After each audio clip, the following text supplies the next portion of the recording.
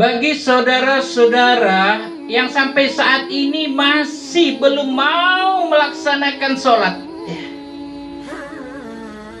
masih belum mau menjaga sholat dengan sebenar-benarnya, Allah Subhanahu wa Ta'ala berfirman di dalam surah Al-Mudatsir ayat 42 dan 43, "Masalakakum fis sakor?" Kenapa kalian sampai masuk ke dalam neraka sakor ini?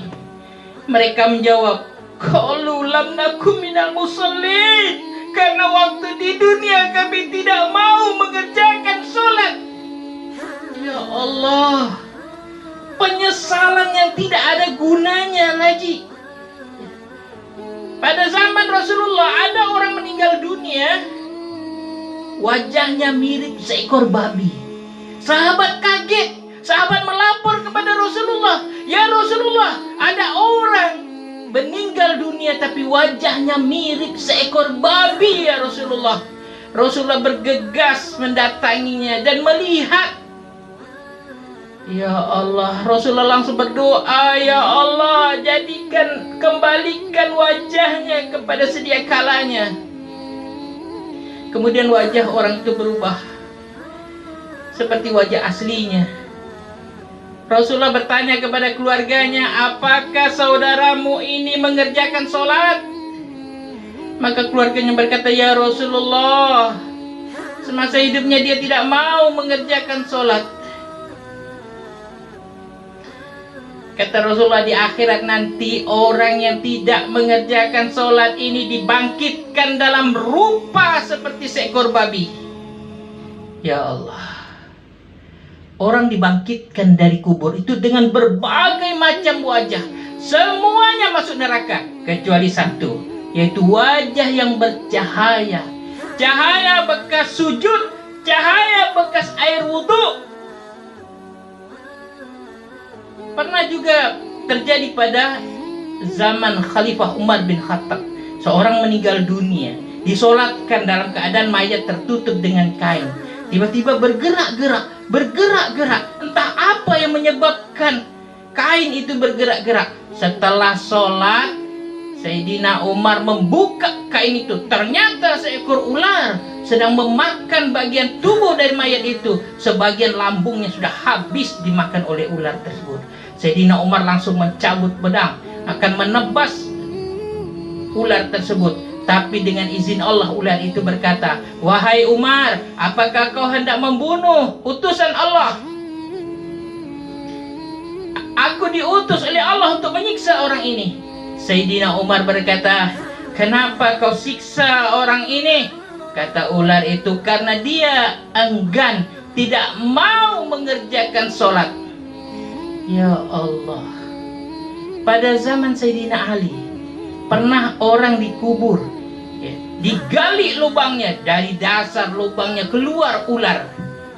Oleh Sayyidina Ali perintahkan tutup lagi lubang itu, buat lubang yang kedua. Ketika sudah selesai membuat lubang kedua, hendak memasukkan mayat tersebut, keluar dari dasar liang lahat itu ular. Sayyidina Ali suruh tutup lagi, buat lagi lubang yang ketiga. Ketika sudah jadi lubang yang ketiga, hendak masukkan mayat, keluar ular dari dasar liang lahat itu.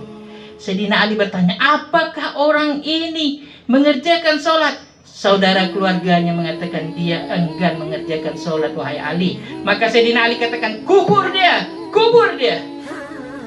Dikubur. Karena orang yang tidak sholat itu akan disiksa oleh ular Sujaul Aqra di dalam kubur. Nah, jadi kejadian seperti ini bukan dongeng seperti dongengnya kancil dan buaya. Ini kisah nyata. Kejadian untuk memperingatkan kita, orang-orang yang tidak mau mengerjakan sholat. Jadi